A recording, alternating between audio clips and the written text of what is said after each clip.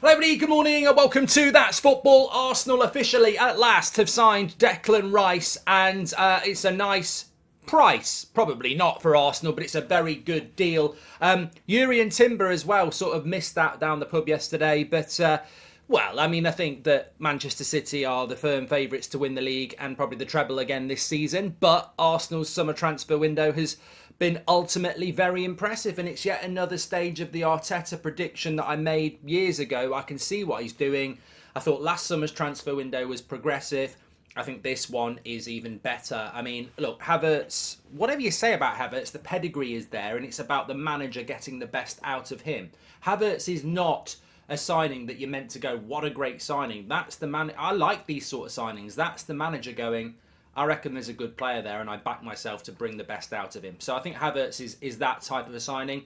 Declan Rice is a complete and utter statement signing. The price of it, the quality of the player, the impact he has on the club, the potential to be not only a super player for them, but become a captain and a leader for the team. And then Jurien Timber is, an up-and-coming talent defensively who, if it goes to plan, will be an absolute superstar defender for Arsenal for years to come. So I think it's progressive signings from Arsenal, improving the squad, improving the bench, and trying to go again next season. And I can only applaud that, especially when my club, Manchester United, are just sat on their arse doing next to nothing. So I applaud Arsenal on that. I want to just say about Declan Rice, I've said this for a while, but first of all, I think that football's so funny, isn't it? I've seen a few Arsenal fans this morning moaning because the West Ham statement doesn't reference Arsenal.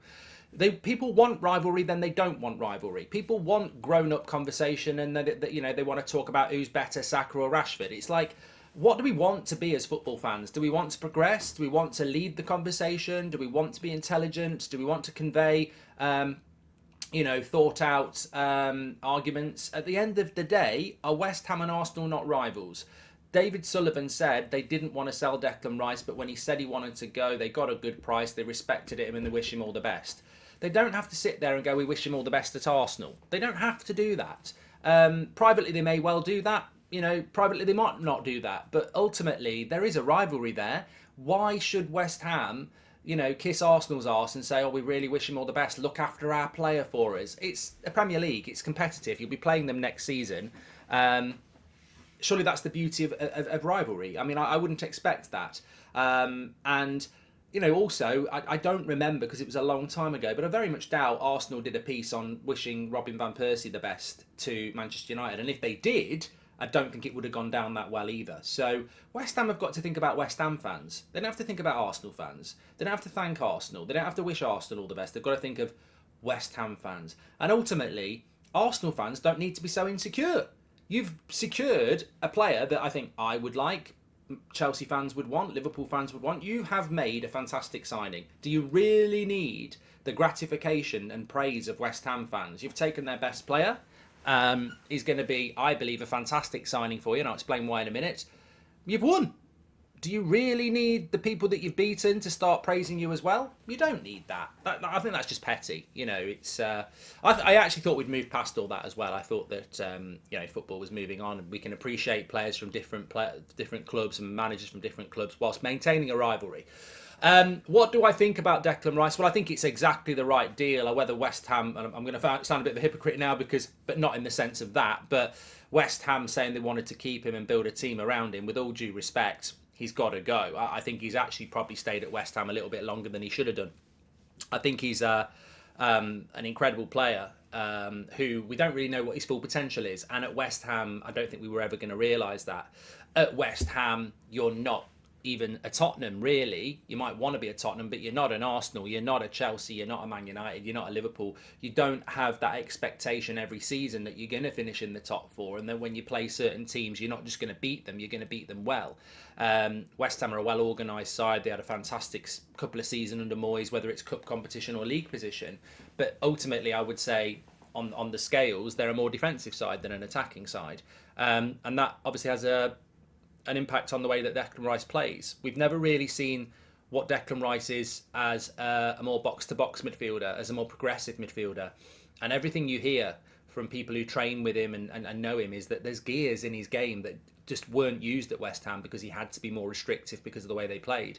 And I think that's the exciting thing for Arsenal fans, is that it's well known that Declan Rice has got gears in his game in a more offensive way that haven't really been consistently seen at West Ham.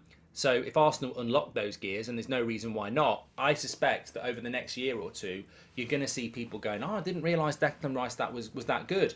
And you wouldn't realise he was that good because it's not going to be the things that he was allowed to do at West Ham because they were a more disciplined side. At Arsenal, he'll be allowed to be more progressive, and I think you'll see those sides to his game. So I think it will be a success. I can't see how it's not going to be. His character, his qualities, his leadership, I just can't see how it won't be a success. I think it's a really good signing for Arsenal. Yeah, the price is ridiculous, but we know about these prices. It's whether you can get a player out of that price. And I don't know that he'll ever be a £100 million player throughout his whole career. You know, maybe he's a 60, 70, 80 million pound player, but you pay what you get when you want a British player. And West Ham have done a good deal. They shouldn't feel resentful. They've had a player for probably a year or two longer than they should have done. They've secured a fantastic price. I think everybody can win out of this, and I think it's a logical step. As for Timber, I'm interested to see how he works out. You know, sort of comes in through the door, you know, just before the Rice deal, but I think it's an interesting deal, and I'm certainly wouldn't say envious of Arsenal in relation to Timber. I don't think there's a place for Timber at Manchester United at the moment, but I do think it's an interesting player that Ten Hag did want a year ago, and I think he suits what Arsenal are looking for, and that obviously that's a lot of it. Just in other news, I just want to drop it out there. I mean, if Kyle Walker goes to Bayern Munich, as much as I, say he'd play for Leyton Orient without pace, that pace is massively important. And I do think that even with England, but certainly with Man City, he gets them out of trouble a lot with that pace. I mean, Man City basically are mostly unpenetrable with the ball over the top or pace down the wings when you've got Kyle Walker playing. So I know they're talking about bringing Pavard in, but just keep an eye on that. I mean, I still think City run away with the league, but I noticed that a hell of a lot, that sometimes you feel City might be a bit vulnerable, and Kyle Walker's pace just completely kills that vulnerability. So it'd be interesting if he does go to Bayern Munich, because pace is an attribute in the modern game. We see it all the time. You take pace away from certain players, and I think they become average players, but not everybody's got that sort of pace, and it really is an attribute. And it could be interesting how Pep, because he'll realise that, whether he just goes out and gets a pace merchant to play at the back, I don't know. Pavard certainly isn't that, but they will miss that, Manchester City. I'm 100% sure of that.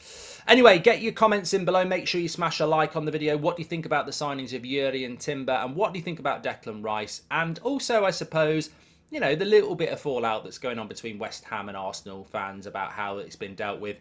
I see no debate. I see no argument. I really don't. But, sometimes I think people get a bit petty. Arsenal win, they get the player.